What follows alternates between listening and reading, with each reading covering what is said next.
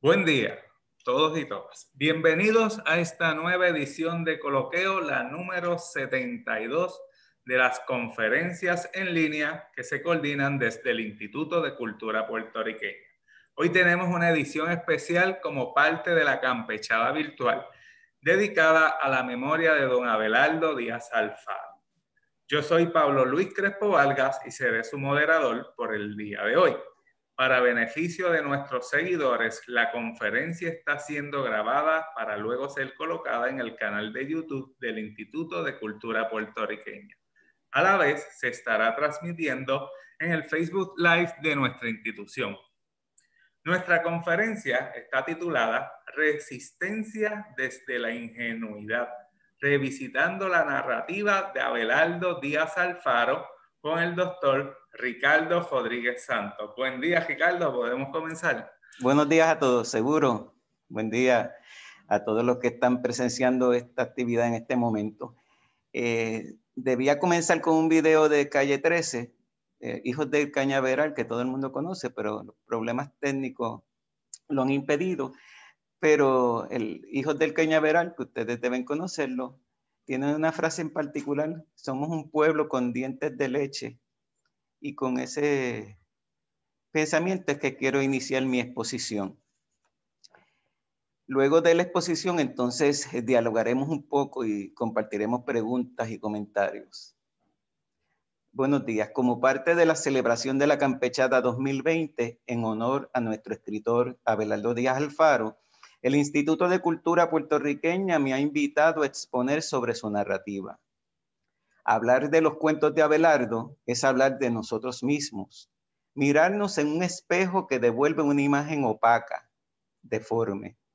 Nos toca rescatar estos temas para, al confrontarnos desde nuestro presente, quizás pulir un poco ese espejo con la esperanza de comenzar a vernos verdaderamente.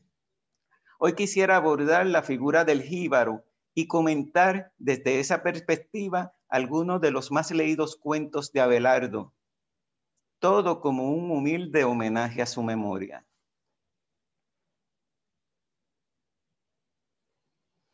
Cuando pensamos en el llamado jíbaro puertorriqueño, ¿qué cualidades de este vienen de inmediato a nuestra mente? Se piensa en humilde, sereno, pacífico, dócil, sumiso, afable, tranquilo, bonachón e inocente. Manso como el cordero del escudo. Pero también se relaciona con bruto, tonto y salvaje. Por mucho tiempo su uso como símbolo cumplía una doble función. Por un lado se utilizaba como señal y seña de la puertorriqueñidad. Por otro, como adjetivo de atrasado, iluso, inocente, en fin, ignorante. El profesor y estudioso de la historia y la sociología puertorriqueña, Francisco Escarano, en uno de sus múltiples ensayos sobre el tema, Desear el jíbaro, metáforas de la identidad puertorriqueña en la transición imperial, examina cuidadosamente la construcción ideológica de los jíbaros y la jibaridad. Exploraré de forma sucinta sus ideas. Escarano ve la exaltación de la figura del campesino como instrumento con fines políticos primero de los liberales criollos del siglo XIX, buscando mayor poder político ante la metrópoli, y luego por la élite tecnocrática y científica que se desarrolla en la isla como resultado de la hegemonía política del imperio norteamericano en el primer tercio del siglo XX. Los peninsulares despreciaban a los criollos y más aún al campesino, para quienes utilizaban el vocablo jíbaro como un despectivo que aludía a salvaje o todo aquello contrario a la civilización.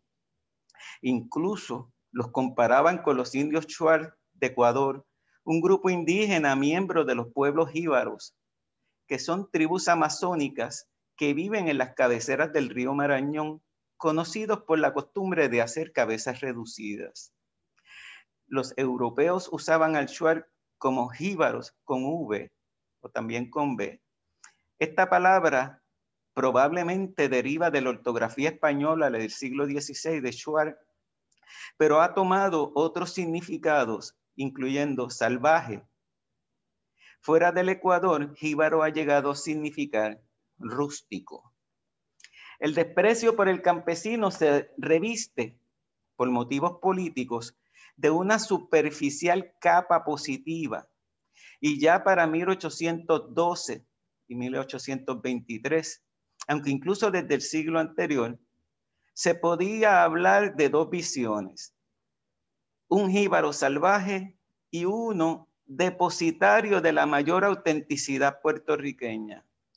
Esa visión ambigua del campesino es un rasgo que permite adjudicar la identidad a un jíbaro que es blanco, negro, mulato, mestizo, trabajador o vago, dependiendo de quién los describe. Explica Escarano que este proceso de exaltación de la figura del jíbaro ocurre porque históricamente el poder colonial busca destruir la diferencia, pero a la vez la reconstruye. Es decir, el dominio político colonial busca establecer las diferencias y contradictoriamente crear lazos, todo con el fin del control de las masas. Es así como ya para principios del siglo XIX se hablaba del jíbaro como símbolo de la puertorriqueñidad y a finales de este se promoviera su integración a los movimientos políticos. Escarano dice, la creencia difundida ya por generaciones de que aún los más educados y finos entre los puertorriqueños tienen algo de jíbaros en su interior y que como ellos nadie puede leer el alma del isleño, es piedra angular de toda la literatura jibarista de fines del siglo XIX. El jíbaro, pues, se ha convertido en ese elemento que define la identidad. La profesora Carmen Torres también desarrolla un estudio acerca del concepto en un ensayo de título La mitificación y desmitificación del jíbaro como símbolo de la identidad nacional puertorriqueña. En este, Torres Robles establece que iniciado el siglo XX, la figura del jíbaro blanco ya estaba mitificada como la esencia de lo puertorriqueño. Cita a María Teresa Babín en unas palabras que vale la pena leer directamente. Afirma Babín, cuando decimos que alguien es un jíbaro, cargamos el sentido de la denominación con los atributos morales y espirituales que trascienden el hecho físico de pertenecer esta persona a la raza blanca y ser del campo. El jíbaro representa lo más entrañable, resistente y puro de la nacionalidad puertorriqueña. Torres Robles ubica el inicio del tema del campesino en el jíbaro de Alonso y aclara que Alonso se dedica a criticar el modo de vida campesino.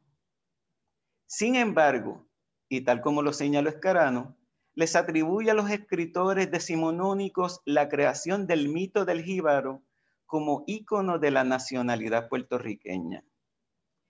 Este jibarito es representado en muchas ocasiones como buscón, peleón o insolente. Son muchas las connotaciones negativas que Alonso le atribuye al jíbaro. En La Negrita y la Vaquita, por ejemplo, el jíbaro que aparece es sagaz y adulador. Torres Robles insiste en que la clase social a la que pertenece Alonso usaba la figura del jíbaro para subrepticiamente lanzar críticas al régimen colonial. Algo similar dice Deceno Gandía, quien por cierto jamás llamó jíbaros a los campesinos de la charca. La actitud de Zeno armoniza con la de la élite criolla de su momento. Así que las clases altas criollas se aferran a esta imagen idealizada del campesino por motivos utilitarios. A partir de la invasión estadounidense en 1898, la situación adquiere otros matices. Esas primeras décadas supusieron lo que se ha llamado el trauma de toda una generación de puertorriqueños que se enfrentarán a un proceso de asimilación a gran escala. Recordemos el excelente trabajo de doña Aidita Negrón, viuda de Montilla, que estudia lo que se han considerado años oscuros para nuestra identidad. Quizás ese ataque frontal a la idiosincrasia del isleño sea una de las razones para la idealización del jíbaro en el siglo XX. Al verse atacados por una cultura ajena, aferrarse al símbolo del campesino como alma de la cultura les proporcionó un asidero a las élites criollas venidas a menos tras el inicio del proceso de transculturación. La profesora señala a Miguel Meléndez Muñoz como figura central en esa idealización y creación del mito edénico del campo y el jíbaro. La cito: Miguel Meléndez Muñoz identifica la desaparición de las hermosas, sencillas y pintorescas tradiciones con el espíritu nacional de Puerto Rico. Es decir, el campesino ya no es el nómada indómito de comportamiento bestial, ignorante y poco civilizado, además de vicioso de los textos literarios del siglo anterior. El jíbaro de Meléndez Muñoz es una figura estilizada. En adición, los poetas modernistas también se unen a la idealización de la figura del jíbaro. Entre ellos, Luis Hernández Aquino, Virgilio Dávila y, por supuesto, Luis Llorén Torres, para quienes el jíbaro sigue siendo blanco. Solo Palés tomará una dirección distinta. Torres Robles cita a Palés diciendo: el bohío, la jibarita sentimental madrugadora, el gallo camagüey, el tiple sensual, todo en tan poco espacio de nuestra vida está ya tan distante como la Torre Eiffel y el caballo blanco de Napoleón. En la década del 30, Antonio S. Pedreira exaltará la figura del jíbaro con un significado positivo, como muro de contención ante el proceso de americanización. Y Pedreira, aunque no dice que es blanco, se infiere que sí lo es. Abelardo publica Terrazo en 1947.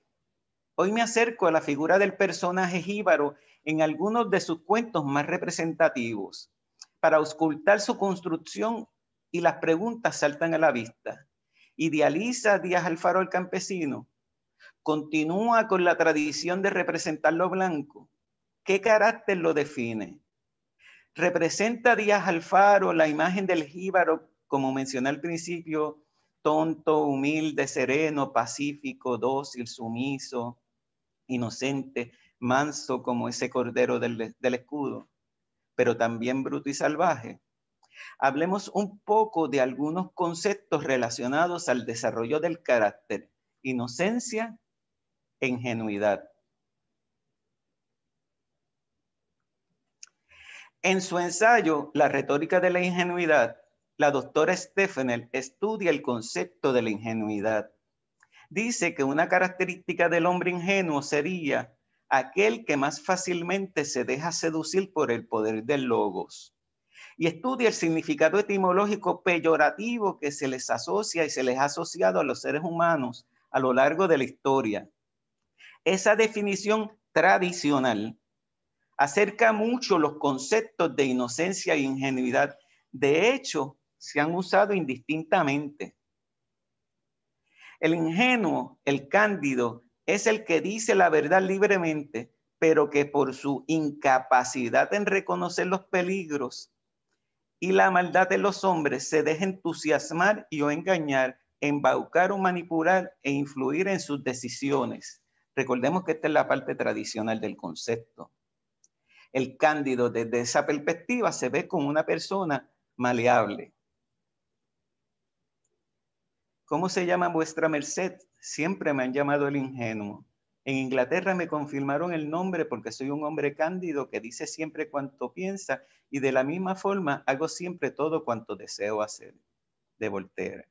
Stefanel dice que el término inocencia etimológicamente se asocia como sinónimo de ingenuidad, aunque en realidad las dos palabras se dirigen hacia trayectorias semánticas diferentes. La palabra inocente tiene su raíz latina en el prefijo negativo in y en la palabra nocere, que significa producir un daño. Es decir, es un término que describe la carencia de culpabilidad, que se refiere a alguien que no posee maldad, que no ha cometido pecados, que no es destructivo ni dañino. Y por esto es una calidad que muy a menudo se le atribuye a los niños, porque estos carecen de experiencias y conocimientos vitales, lo que los hace frágiles y vulnerables a la maldad humana. Por otro lado, ingenuo se refiere a quien ha nacido libre, que no es esclavo, y por esta razón se mueve y actúa según las cualidades que le pertenecen, como la confianza en sí mismo, en el ser humano y por supuesto en su libertad. Y por ser libre, es sincero, amable y atento, porque tiene experiencias vitales y puede defenderse.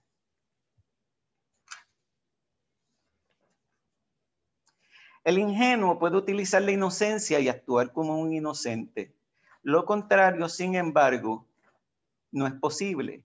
La inocencia coincide con la inexperiencia. El ethos del ingenuo, es decir, el carácter que se forma a partir de actuar con sentido de bondad hacia los demás, a pesar de conocer la maldad.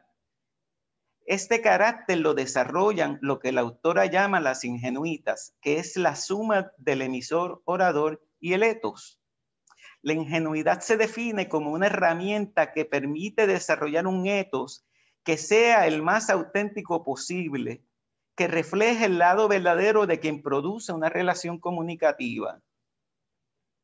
Un ethos ingenuo será la expresión de sinceridad, libertad, confianza, y por lo tanto al receptor no le resultará difícil entrar en empatía con él.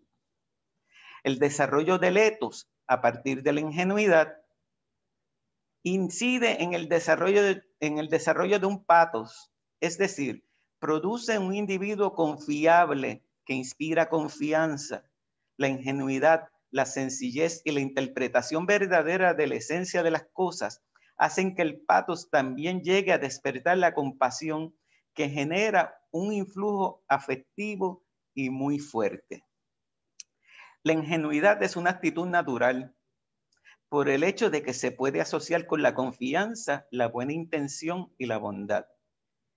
El ingenuo tiene conciencia de sí mismo y experiencias. Se libra despojándose de los constructos mentales y relacionales de cualquier vínculo y vuelve a una condición de pureza en relación con el mundo, saboreando las emociones y los sentimientos que se generan ante los nuevos descubrimientos. En resumen, el ingenuo es una persona que ha crecido y desarrolla una capacidad hermenéutica de comprensión e interpretación de la realidad. La inocencia se convierte en ingenuidad y en el adulto estas ingenuitas es expresión de autenticidad y sinceridad y al mismo tiempo un medio para conseguir el fortalecimiento de su ethos, de su carácter, lo que le permite llegar más directamente al pathos de los demás para conseguir a través del logos su confianza. El doctor Fernando Valenzuela, en su ensayo La ingenuidad como forma de clasificación social en el arte, un análisis sociológico, afirma que en la actualidad el significado del término ingenuo es ambiguo. En su revisión de las definiciones hechas del concepto por los diccionarios publicados desde el siglo XVIII, encuentra tres acepciones al término. Una que le denomina con un sentido primitivo de la ingenuidad, identificada con el candor. Una segunda con un sentido legal que incluye referencias a procesos evolutivos que le reconoce el estatus de libertad que acompaña al ingenuo en su proceso evolutivo. Y un tercero referente al sentido contemporáneo reflexivo que se refiere a cuando alguien señala a otro como ingenuo. Esta última es la que más ha perjudicado su acepción contemporánea, que la identifica con la actitud de juzgar a quien se porta de una manera ingenua, distanciándose de facto de su uso originario. Al cambiar el enfoque de las ingenuitas a la conducta ingenua, se ha dado paso a una especie de involución hacia un uso peyorativo de esta palabra, que se podría explicar a través de la ambigüedad que le proporciona el significado mismo y que se centra más en la consecuencia de una acción ingenua que en la ingenuidad propiamente dicha. Al ingenuo se le considera, en la mayoría de los casos, como un receptor pasivo de todo lo que le pasa a su alrededor o como alguien que puede ser engañado con facilidad. Estamos de acuerdo en reconocer a la persona astuta una mayor capacidad de movimiento y de interacción en un tejido social cargado de hipocresía. El astuto, por su capacidad de dominar con más seguridad las emociones, está mucho más atento a que alguien pueda engañarlo por el simple hecho de que el engañoso, el ficticio, además de representar el producto de la sociedad moderna, constituyen también los ejes sobre los que se han edificado sus relaciones interpersonales. Mostrar deficiencias o defectos no ayuda y por este motivo se requiere la ostentación de la propia seguridad para evitar que otros puedan provocarnos daño o excluirnos de este contexto relacional. La ingenuidad nos provee herramientas a las que se puede recurrir siempre y cuando surja una necesidad o más bien cuando hay que hacer lo que es correcto. Una de estas herramientas es, como hemos visto, la posibilidad de poder opinar, elegir y tomar decisiones libremente de acuerdo con lo que le da su origen, sin las limitaciones impuestas por la sociedad de la apariencia que ha ido marcando su distancia de la del ser. No se trata simplemente de defender al individuo ingenuo, sino que su ingenuidad, su personalidad ingenua, su visión de las cosas es la que ha permanecido como la más auténtica. Esto le proporciona al ingenuo una mirada que no necesita ningún disimulo, ninguna pretensión o truco, y que puede transformar lo visto en logos, en argumentos, pensamientos y, por supuesto, en palabras que logran expresar el significado fundamental de las cosas y específicamente aquel esencial que es invisible a los ojos, como nos ha enseñado el Principito del famoso escritor francés. La ingenuidad y la curiosidad se oponen a la rigidez del pensamiento de los adultos, encerrados en las posiciones y en las tareas que les asigna la vida cotidiana, hasta el punto de descuidar el sentido lógico de sus acciones sin tomar en cuenta su real utilidad. El interés de la literatura, sobre todo a partir de la aceptación de la ingenuidad como categoría social, ha sido orientado hacia el etos del ingenuo como garantía de la autenticidad de la causa y herramienta para conseguir la benevolencia de los lectores, el pathos, a través de la descripción de la ternura y de los sentimientos capaces de afectar a la parte sensible del alma humana y, en fin, hacia el logos, justificando el poder persuasivo de la ingenuidad, incluso para denunciar injusticias y desigualdades. Hablemos un poco entonces sobre los personajes en algunos cuentos de Abelardo. La idea del jíbaro como representante de la puertorriqueñidad aún tiene un lugar privilegiado en el imaginario de nuestro pueblo, pero todavía su expresión es ambigua, pues se continúa utilizando el concepto peyorativamente. En este país todos se sienten jíbaros, pero nadie quiere serlo. El primer caso que veremos es en el Josco. El Josco presenta la idealización de la esencia puertorriqueña lastimada por la invasión estadounidense. En este cuento, el Hincho Marcelo es un campesino que sabe cómo lo ven los demás. La mirada de la voz narrativa muestra una imagen cándida. Marcelo, el personaje, se acerca más a la noción de inocencia, pues no se le desarrolla lo suficiente para que muestre una personalidad más profunda. 2 veces se refiere a su espíritu y a su mente, las de Marcelo, como estrechos, recios y primitivos. Sin embargo, al describir al Josco, esa voz narrativa dice que hombre, refiriéndose a Marcelo, y toro se fundían en uno, como queriendo decir que ambos tenían el mismo carácter y que el toro era una proyección del campesino. Y ese carácter es uno mañoso, es decir, que poseía la experiencia para salir a flote ante la adversidad.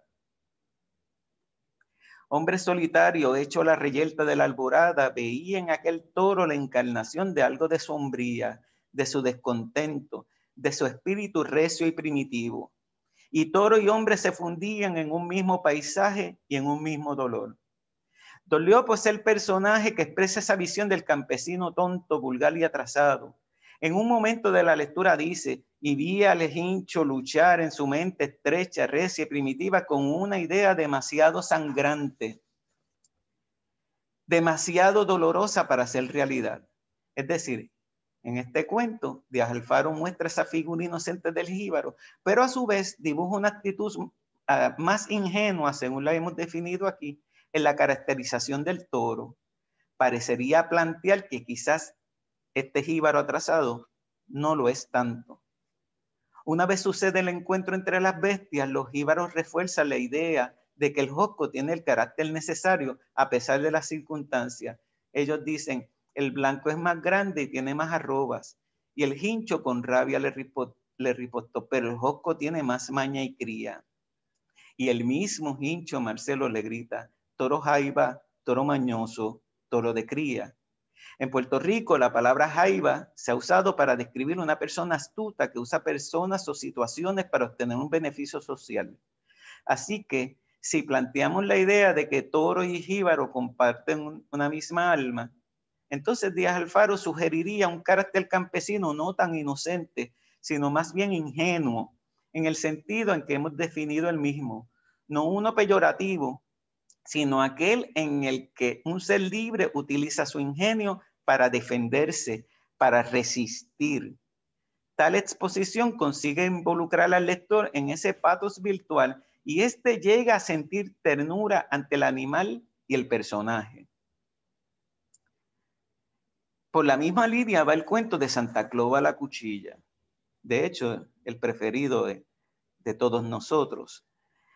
En este cuento, Pello Merced es un jíbaro educado, tomado por atrasado por su supervisor, que lo cree inocente, o sea, proyecta en él la visión paternalista y condescendiente hacia lo que se considera una especie de niño sin malicia, sin experiencia.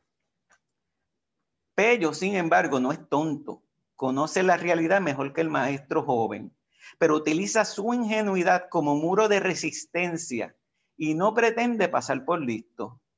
Dice una parte de la narración, y un día Pello Merced vio repechar en el viejo y cansino caballejo la cuesta de la escuela al nuevo maestrito. No hubo en él resentimiento, sintió hasta un poco de conmiseración y se dijo, ya la vida le irá trazando surcos como el arado a la tierra. El alegado jíbaro inocente sabe que solo las experiencias producen conocimiento. En otro momento, Pello se muestra de acuerdo con el maestro, pero botea las palabras, es decir, se expresó con cierto temor para no aparecer petulante. Y cito, y Pello sin afanarse mucho goteó estas palabras. Es verdad, el inglés es bueno y hace falta, pero bendito, si es que ni español sabemos pronunciar bien. Y con hambre el niño se embrutece. La zorra les dijo una vez a los caracoles, primero tienen ustedes que aprender a andar para después correr. Más adelante, Pello insiste en mostrarse cándido y recordarle a sus interlocutores su condición de jíbaro. Yo como soy jíbaro, dice, y de aquí no he salido, eso de los reyes lo llevo en el alma. Es que nosotros los jíbaros sabemos oler las cosas como olemos el bacalao. O sea, yo como soy jíbaro. Pello utiliza la mirada condescendiente sobre el campesino como refugio a modo de resistencia.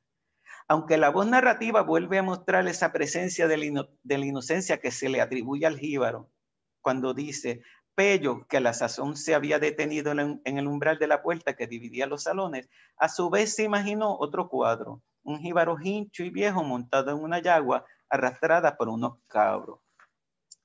Pello se mantiene ingenuo, no ve maldad, sino ignorancia. La voz narrativa lo muestra ingenuo en el sentido más cercano a la inocente, y es que esa era y sigue siendo la visión generalizada del campesino, incluso del campesino educado como Pello. Pello sabía lo que le sucedería. Es ingenuo, pero tiene clara la realidad que vive. Así que descansa en la imagen adjudicada de tonto para ver cómo fracasaban los intentos de asimilación. Y cuando dice, y quizás esta es la frase que más he utilizado sobre los cuentos de Abelardo, y Mr. Escalera, viendo que Pello Merced había permanecido indiferente y erático, vació todo su rencor en él y le increpó a voz de cuello: usted, Pello Merced, tiene la culpa de que en pleno siglo XX se den en este barrio esas salvajadas. Y Pello, sin inmutarse, le contestó: Mr. Escalera, yo no tengo la culpa de que ese santito no esté en el santoral puertorriqueño. En Pello Merced enseña inglés, se presenta otro aspecto de la invasión, la imposición de una lengua distinta. Y Pello se ve en la obligación de enseñar inglés en inglés. La voz narrativa le delinea su ingenuidad al afirmar que en Pello la sinceridad era su defecto capital como maestro. Entonces, el maestro recurre a sus habilidades mentales para tratar de salir airoso sin traicionar sus principios. Así lo revela Pello cuando afirma que buscaba un atajo, un atrecho, una maña que me saquen al camino, clamó. Bagazo, también un cuento emblemático de Abelardo, es quizás uno de sus cuentos más emblemáticos. Muestra un campesino negro con muchas experiencias negativas y que no es nada inocente. Cito: el negro Domingo, a la puerta de su media agüita, fija la mirada en el penacho de nubes pardas que trazan en el azul la enhiesta chimenea centralina y muele en su alma atormentada caña amarga de recuerdos, desesperanzas, desilusiones. Domingo se sabe perdido debido a su edad y decide utilizar la imagen inocente del jíbaro como defensa al momento de suplicar por el trabajo. Y cito: y Mr. Powell, y la mujer y los hijos, no, es el mayordomo el que le puede ayudar. Mr. Powell es rubio y él es negro. ¿Quién sabe? El mayordomo se apiade y vagamente recuerda que el mayordomo tiene que pasar por el cruce cercano para ir a almorzar. Se siente ya un poco mejor. ¿Quién sabe? Ingrávido, vacilante, se dirige al cruce. El sol enciende el cañaveral. A lo lejos divisa la arrogante figura del jinete. Ya percibe el chocar de los cascos sobre el soleado camino. Una racha violenta de sangre le cruza los dedos. Pero el hombre debe aguantarse. La mujer y los negritos valen más que sombría. Le suplicará: escucha el borbotar del cuajo y el resoplar violento de los belfos sudorosos. Respetuoso se dirige al mayordomo que lo mira con desconfianza. Blanco, deme un trabajito, mire que se va a morir la familia de hambre. Ya le dije que no tenía nada que discutir, no hay remedio. Pero mire, Blanco, a mí no se me puede botar la cina. No sea imprudente, tengo que avanzar. Bueno, eso no, que yo soy educado, pero no sea parejero, suelte esa brida. Y Domingo, cuando se muestra como hombre, cuando obvia la defensa que su condición de jíbaro le proporciona, cuando decide dejar la imagen de inocente, de niño, es asesinado.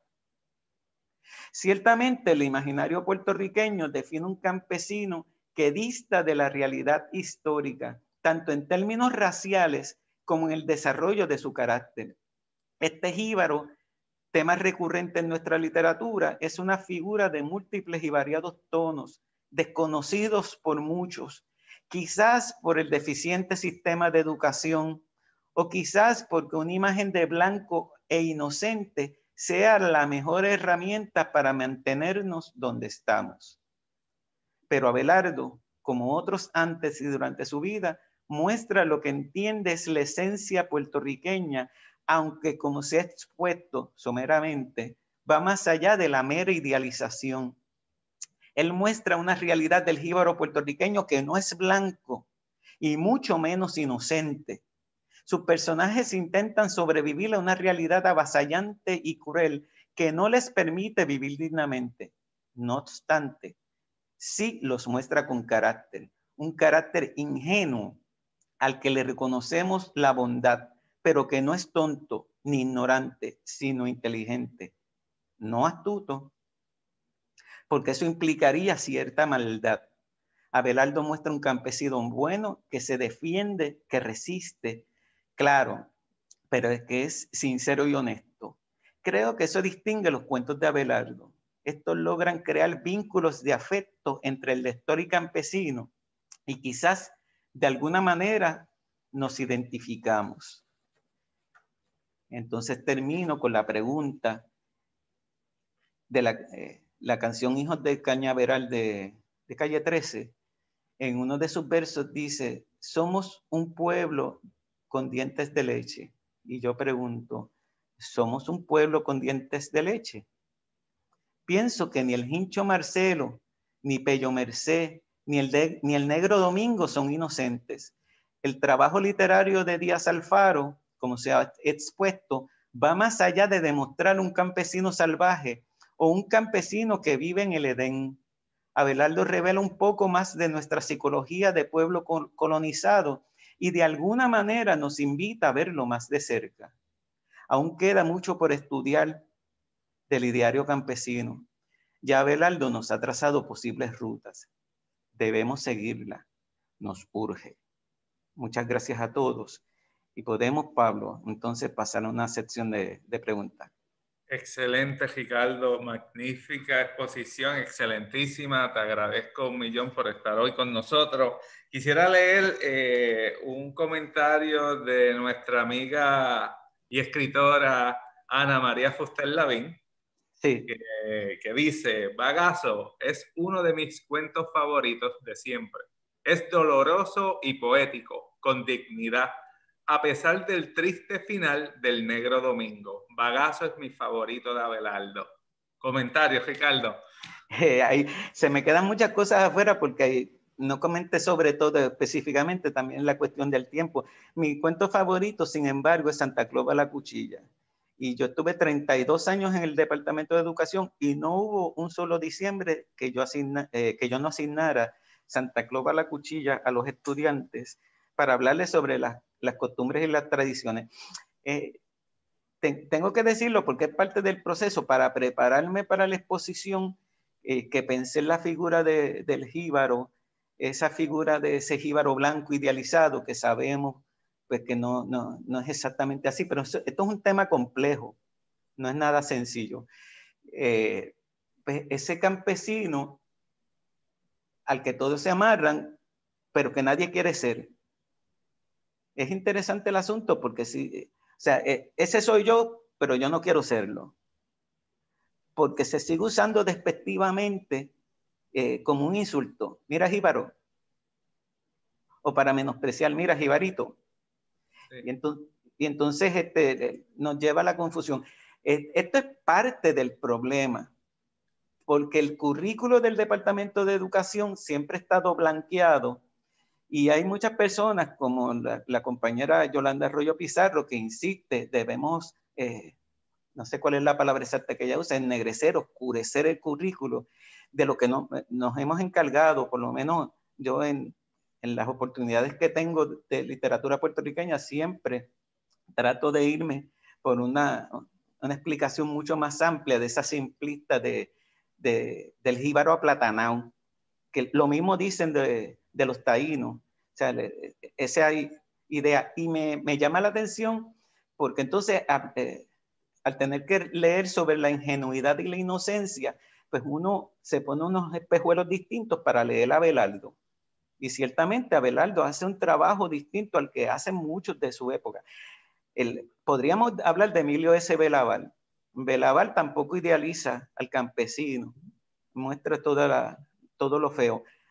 Pero es interesante cómo ese personaje de Pello Merced, si lo vemos desde esta óptica, de que es inteligente en el sentido positivo. No usamos la palabra astuto porque y que implica cierta maldad, y entonces no, astuto no, es un jíbaro, una persona muy inteligente que sabe que los demás lo desprecian por la condición, no hablemos de jíbaro, hablemos de puertorriqueño per se, pero que entonces insiste en que si esto me sirve para defenderme, lo voy a utilizar, pero, Sí. pero siempre se siente libre y es honesto. Es como lo que mencionaste, ¿verdad? Siempre tratamos de simplificar cuando la realidad es mucho más compleja. Y ahorita mencionaste, pues, que fuiste maestro. Yo fui maestro, hemos dado clases en la universidad. Y por ahí viene la siguiente pregunta. Según tu experiencia, ¿qué reacción tienen los estudiantes cuando empiezan a leer a Abelardo Díaz Alfaro? Es una actitud inocente. Inocente porque volvemos a lo mismo. El esquema mental que tenemos, para bien o para mal, lo que han inculcado en nuestra mente como un esquema mental, es que ese jíbaro es salvaje y tonto. Entonces el estudiante en general no quiere identificarse mucho con él. Se goza, se ríe el asunto de los reyes y de Santa Claus.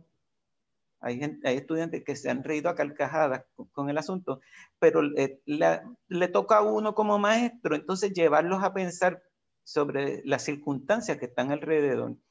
Pero yo creo que lo que mencioné, o sea, en este país todo el mundo se siente jíbaro, pero nadie quiere serlo. Sí, es correcto esa apreciación, ¿verdad? Ahorita mencionaste tu escrito favorito de Abelardo. Me están pidiendo que sigas comentando sobre Santa Claus va a la cuchilla. Si tienes alguna otra reacción sobre el mismo.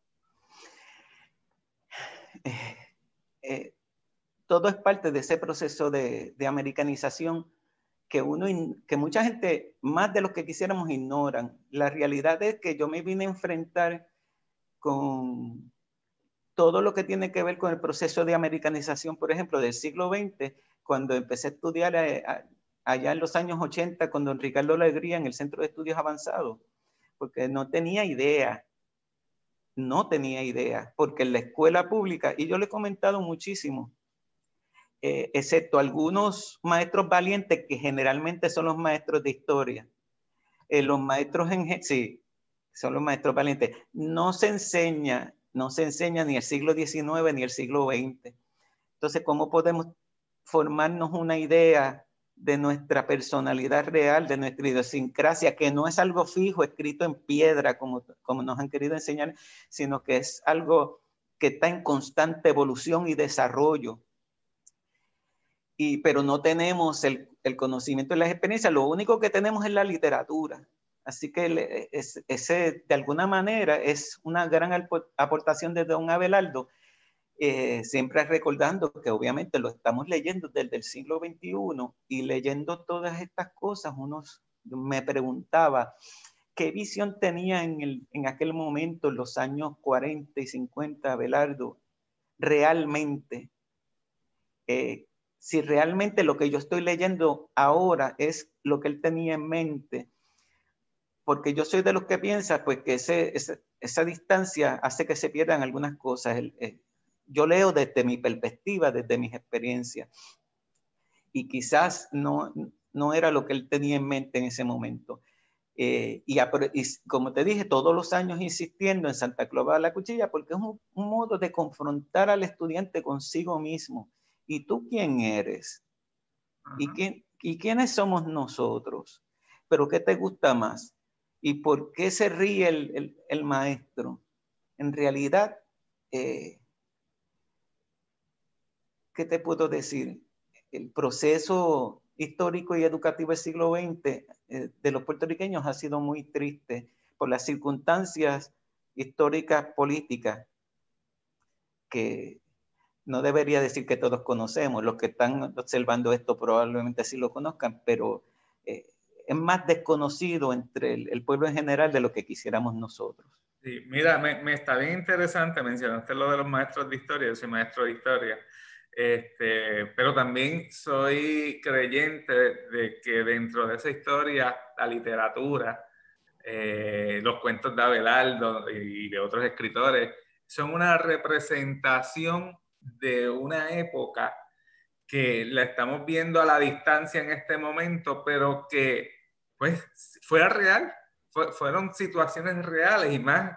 Abelardo tuvo una experiencia viva en el campo, dado a sus diversos trabajos y dado a todo ese movimiento que tuvo en el interior de la isla, y todo esto lo fue recopilando. Ajá. Pero pudo idealizar porque era, vamos a decir, la moda literaria. Pudo irse por la misma línea que los demás. Y yo no veo a Abelardo idealizando ese jíbaro, sino mostrándolo como una persona natural. Y además, aunque habla de muchos campesinos blancos, toca también el tema del campesino negro, que como mencioné al principio, ese mito del campesino. Yo he tenido estudiantes que después que trabajo el tema se acercan después de clase donde mí y me dicen, yo soy de tal pueblo del centro de la isla y allí no ha habido nunca un negro. Y yo la miro así y le digo, bueno, vamos, te voy a dar un par de referencias, vamos a leer un poquito de Pedreira primero, del segundo capítulo, y luego El País de Cuatro Pisos, José Luis González, y empezamos a discutir el asunto y a no despacharlo así, porque ciertamente hay gente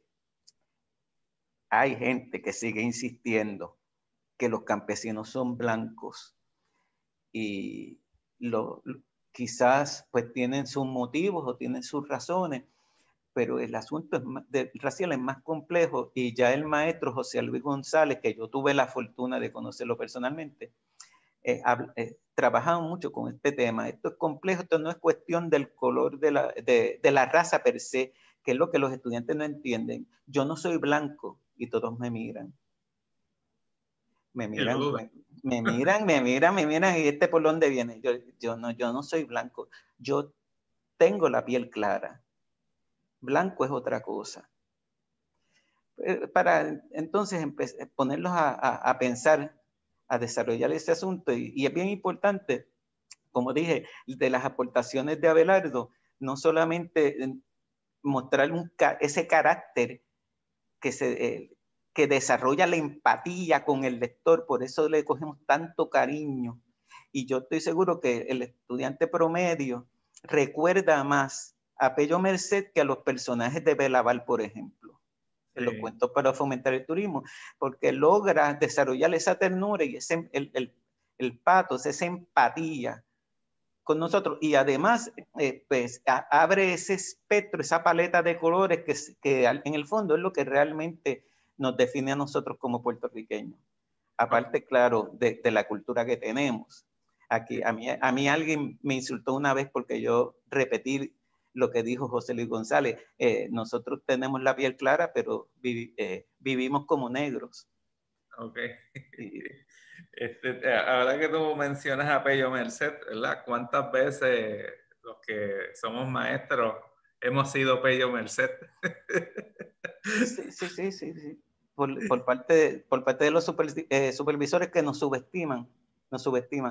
Y es extraño, pero es parte de la cuestión del colonizado, porque los viajes a los Estados Unidos, los maestros norteamericanos me respetan muchísimo y no me subestiman para nada. Me subestiman los que están aquí, que son como yo, que están sobre mí o creen estarlo. Sí, correcto. Bueno, Ricardo, estamos ya por concluir. ¿Algún último comentario sobre la obra de Abelardo Díaz Alfaro? Es realmente, no tengo palabras para agradecerte la oportunidad que me has dado para hablar de Abelardo. Recuerdo a Abelardo, no lo conocí personalmente, sí lo vi muchas veces en entrevistas, era una persona muy inteligente, muy humilde, y ha sido un orgullo para mí regresar a verlo desde otra perspectiva y apoyarlo y poner un granito de arena a la actividad, a la campechada de este año. Así que le agradezco mucho al Instituto de Cultura y a ti por la invitación. Gracias a ti por estar con nosotros y compartiendo toda esta valiosa información y conocimiento. Nada, aprovechamos para finalizar nuestro programa del día de hoy. Continúen en sintonía en el canal de Facebook del Instituto de Cultura, que tenemos la campechada virtual. Hoy tenemos programación todo el día, igual mañana desde las 10 de la mañana comenzamos hasta entrada la noche. A toda nuestra audiencia, gracias un millón y que pasen buenos días. Buenos días a todos.